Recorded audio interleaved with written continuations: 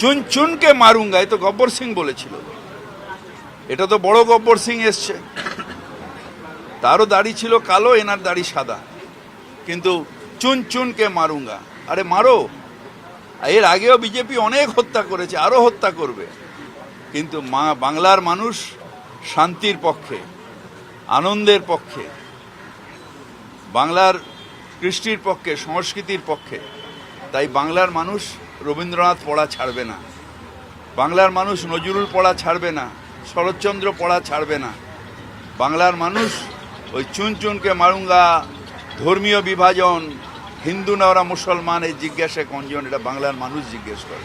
Attack করুক, আমি আক্রান্ত হব, এই পাঞ্জাবি রক্তে রক্তে ভিজে যাবে, তবুও মানুষের কাছে যাব, মানুষের কাছে গিয়ে বলবো তোমার অধিকারের জন্য লড়াই করছি, করে যাব, তার জন্য যদি মৃত্যুবরণ করতে হয় মৃত্যুবরণ করব। আমরা গুন্ডা নই, আমাদের মারতে পারে, তার কারণ ওদের কাছে তো গুন্ডা রয়েছে, ওদের কাছে তো সেই গুজরাট থেকে খুনিদেরও নিয়ে আসতে পারে, ওদের কাছে বুলডোজার আনতে পারে যোগীজির কাছ থেকে, ওরা অনেক বড় ক্ষমতাবান, ইডি সিবিআই গুন্ডা সব ওদের কাছে আছে, কিন্তু আমাদের কাছে মানুষ আছে। নির্বাচন ঘোষণা হবে, নির্বাচন আসবে যাবে, বাংলার মানুষ মমতা ব্যানার্জির সাথে তৃণমূলে ছিল, তৃণমূল পক্ষে ছিল, আছে, থাকবে।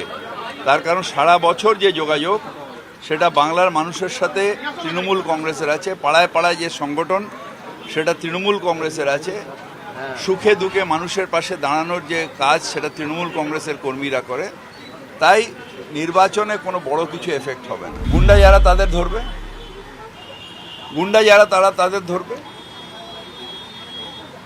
টিভিতে তো আপনাদেরই দেখা গেছে যে কারা দৌড়ছে, তেড়ে তেড়ে এসে ইট মারছে, তো তাদের ধরবে।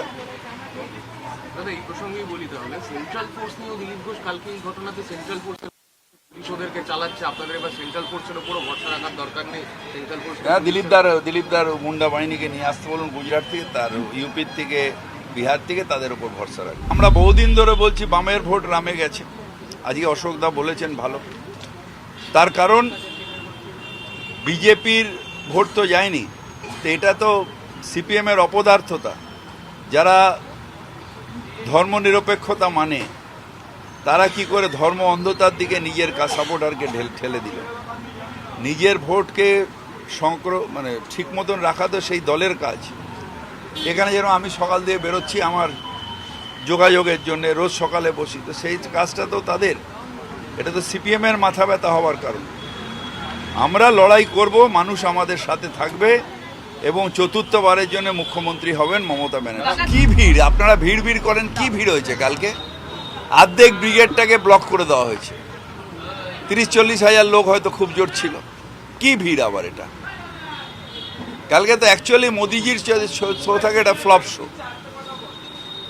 গুন্ডা নিয়ে এসে যারা ইট মারতে মানুষকে আক্রান্ত করতে করতে আসছে, মাথায় ফেটটি নিয়ে শিক করছে, এটা কালচার নাকি? বাংলার কালচারকে নষ্ট করে